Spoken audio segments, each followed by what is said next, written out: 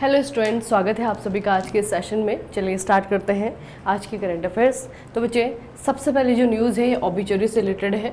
हम एक पर्सनैलिटी के बारे में समझेंगे, पढ़ेंगे, इनका कंट्रीब्यूशन जानेंगे, कहाँ पे कंट्रीब्यूट इनका रहा है। देखना बच्चे, डॉक्टर सरोज घोष, इन्होंने भारत के विज्ञान संग्रहालय आंदोलन के जनक के रूप में व्यापक रूप से जाना जाता है। 17 मई 2025 को इनका देहांत हो गया है।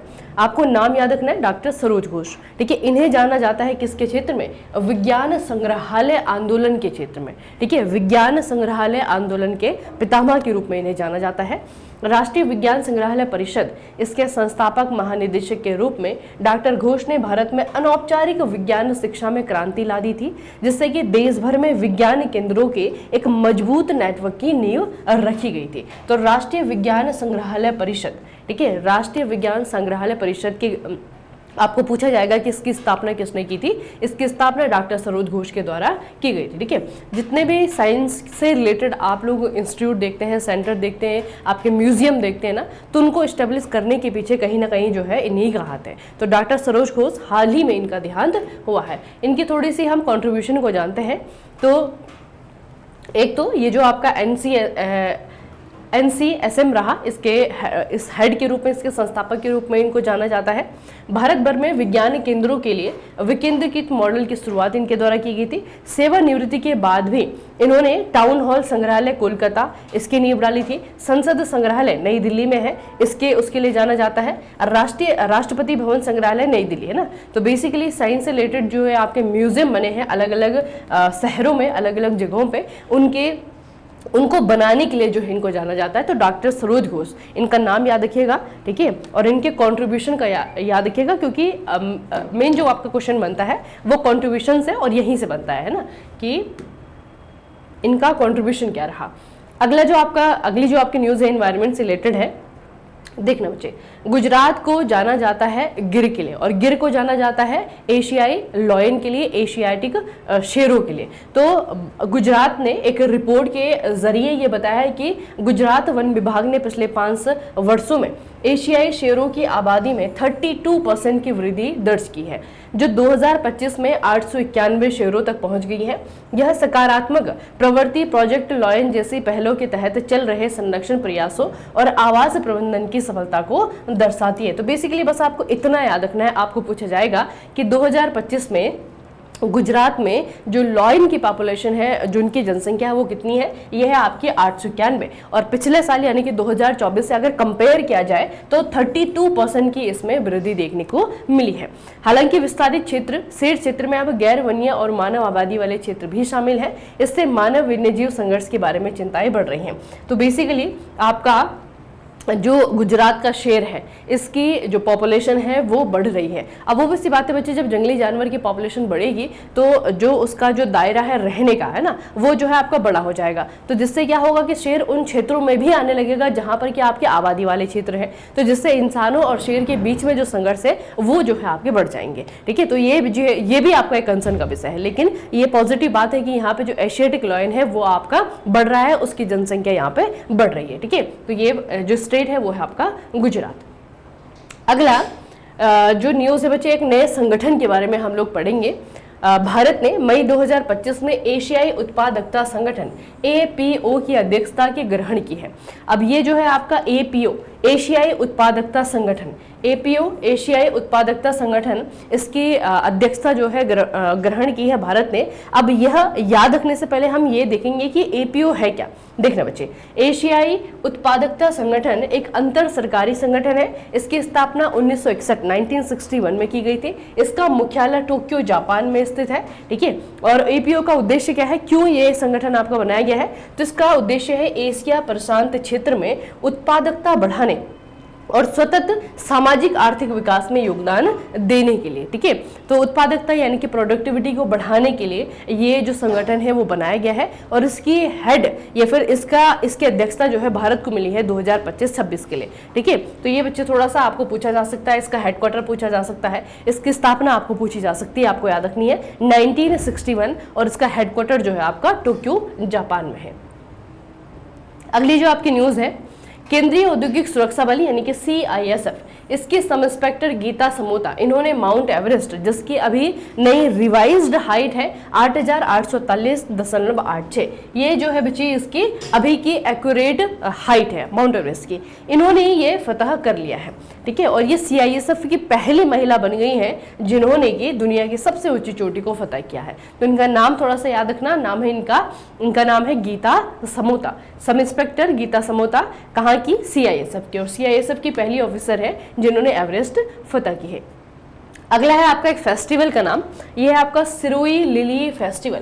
सिरोही लिली फेस्टिवल 2025, इसका आयोजन 20 से लेकर के 24 मई तक 2025 तक मणिपुर में उखरूल जिले के सिरोही गांव में किया गया है। ठीक है, अब ये थोड़ा सा आपको क्या करना है, लिली फेस्टिवल भी इसका नाम याद रखना है और आपको सिरोही फेस्टिवल भी याद रखना है, क्योंकि बच्चे कभी कभी ये आपका सिर्फ लिली फेस्टिवल के नाम पे पूछा जाता है। ठीक है, तो सिरोही लिली फेस्टिवल ये मनाया गया है आपका मणिपुर में, कहाँ पे, कौन से गांव में, इतना याद रखने की जरूरत नहीं है, सिर्फ इतना याद रखिएगा कि मणिपुर में जो है आपका सेलिब्रेट किया गया है।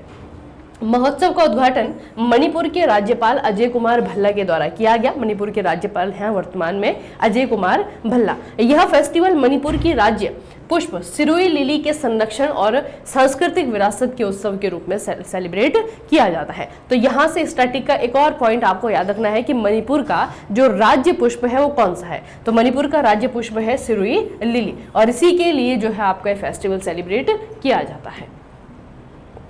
अगली जो आपकी न्यूज़ है बच्चे, ये अपॉइंटमेंट को लेकर के है। आप इंटेलिजेंस ब्यूरो ऑफ इंडिया को जानते होंगे, खुफिया ब्यूरो आईबी, इसके हेड के रूप में तपन कुमार डेका, इनका जो टेन्योर था उसे 2026 तक के लिए बढ़ा दिया गया है। ठीक है, अब अपॉइंटमेंट ही कहेंगे, री अपॉइंटमेंट कह सकते हैं, क्योंकि यही जो है आपके इसके हेड थे और इनका जो टेन्योर है, कार्यकाल है, उसे आपका बढ़ा दिया गया है। तो जून 2022 से 2 साल के कार्यकाल के लिए इंटेलिजेंस ब्यूरो का निदेशक इनको नियुक्त किया गया था, और तब से जो है इनका जो टेन्योर है वो आपका आगे आगे बढ़ रहा है, और अभी जो है 2025 में दोबारा से जून 2026 तक इनका टेन्योर बढ़ा दिया गया है। बाकी इंटेलिजेंस ब्यूरो की अगर हम बात करें, आईबी की बात करें, इंटेलिजेंस ब्यूरो गृह मंत्रालय के अधीन भारत की आंतरिक सुरक्षा के प्रति खुफिया एजेंसी है। इसकी स्थापना 1887 में हुई थी। इसका हेडक्वार्टर जो है आपके नई दिल्ली में है। वर्तमान में इसके जो प्रमुख हैं, इनका नाम है तपन कुमार डेका। इसके जो मंत्री हैं, यानी कि मंत्रालय के मंत्री, तो ऑब्वियस सी बात है कि गृह मंत्रालय के मंत्री जी कौन है, अमित शाह है। ठीक है, तो ये बच्चे थोड़ा सा याद रखना। बाकी इसका जो सिद्धांत है, यानी कि मोटो है, वो है आपका जागृतम अहर्निशम, हमेशा सतर्क, मतलब इसका मतलब है। ठीक है, तो ये बच्चे आपको याद रखना है कि आईबी इसके हेड के रूप में तपन कुमार डेका जी को री अपॉइंटमेंट मिली है, या फिर इनका जो टेन्योर है वो आगे 2026 तक के लिए बढ़ा दिया गया है। ठीक है, अगली आपकी न्यूज़ है, इसमें बस आपको एक आंकड़ा आपको याद रखना है। अधिकतर हम ऐसे न्यूज़ें नहीं पढ़ते हैं ना, क्योंकि बच्चे सुप्रीम कोर्ट ऑफ इंडिया पूरे महीने भर अगर आप देखेंगे तो बहुत सारे कोर्ट में जो है सुनवाई करता है, बहुत सारे केसेस में जो है आपको सुनवाई करता है। तो एक केस की सुनवाई करते वक्त उन्होंने एक डिसीजन लिया है, वही हमें याद करना है।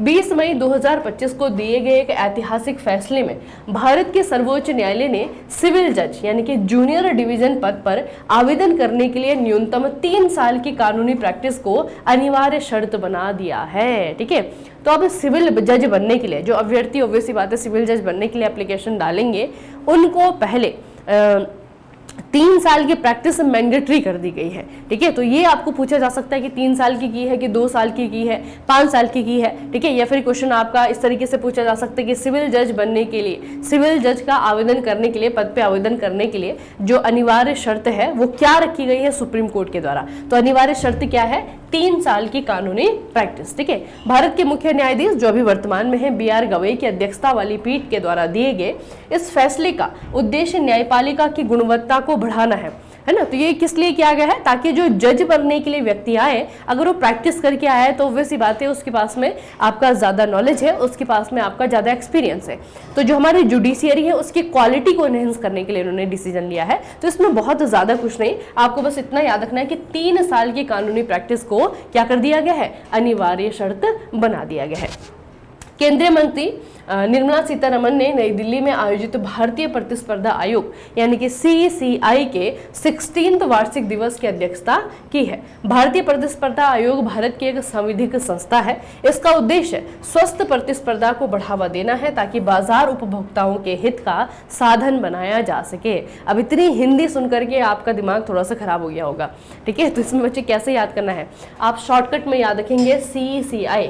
ये क्या है, इसे कहते हैं हम भारतीय प्रतिस्पर्धा आयोग, कंपटीशन कमीशन ऑफ इंडिया, ठीक है। कंपटीशन किसके बीच, कंपनीज के बीच में, ठीक है। तो कंपटीशन कमीशन ऑफ इंडिया जो है अपना एक आयोग है और इसका सालाना सम्मेलन होता है। तो इसका जो सालाना सम्मेलन इस बार हुआ है वो हुआ है नई दिल्ली में। इसकी अध्यक्षता जो है आपका वित्त मंत्रालय के मंत्री यानी कि निर्मला सीतारमण जी के द्वारा की गई है। भारतीय प्रतिस्पर्धा आयोग भारत की एक संवैधानिक संस्था है। अभी बच्चे स्टैट्यूटरी बॉडी क्या होती है, स्टैट्यूटरी बॉडी यानी कि जिस कमीशन को बनाया गया है किसी अधिनियम के बाद, ठीक है, किसी अधिनियम के बाद बनाया गया उसे हम स्टैट्यूटरी बॉडी कहते हैं। तो ये थोड़ा सा आपको याद रखना है कि इसके जो सालाना सम्मेलन हुआ है नई दिल्ली में हुआ है और इसे लीड किया गया है किसके द्वारा, हमारी केंद्रीय वित्त मंत्री यानी कि निर्मला सीतारमण जी के द्वारा। उसके अलावा इसकी स्थापना 2003 में हुई थी और 2009 से इसने काम करना शुरू किया है, ठीक है। चलिए, तो आज की जो आपकी न्यूज़ है वो यहीं पे खत्म होती है। साथ में बच्चे आज आपको सैटरडे रिवीजन वाली क्लास मिल जाएगी, ठीक है। चलिए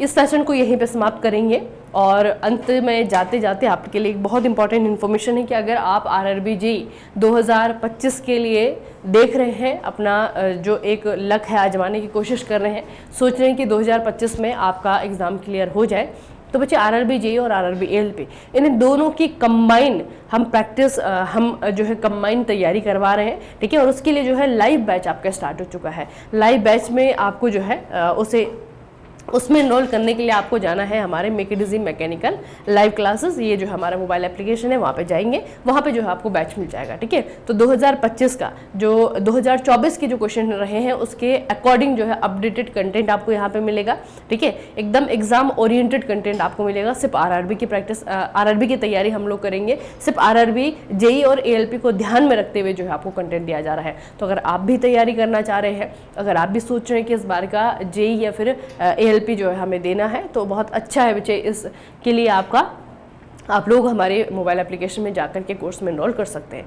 ठीक है। चलिए फिर आज के सेशन को यहीं पे समाप्त करेंगे, मिलेंगे फिर नेक्स्ट सेशन में। तब तक के लिए पढ़ते रहिए, बढ़ते रहिए, अपना खूब सारा ख्याल रखिएगा।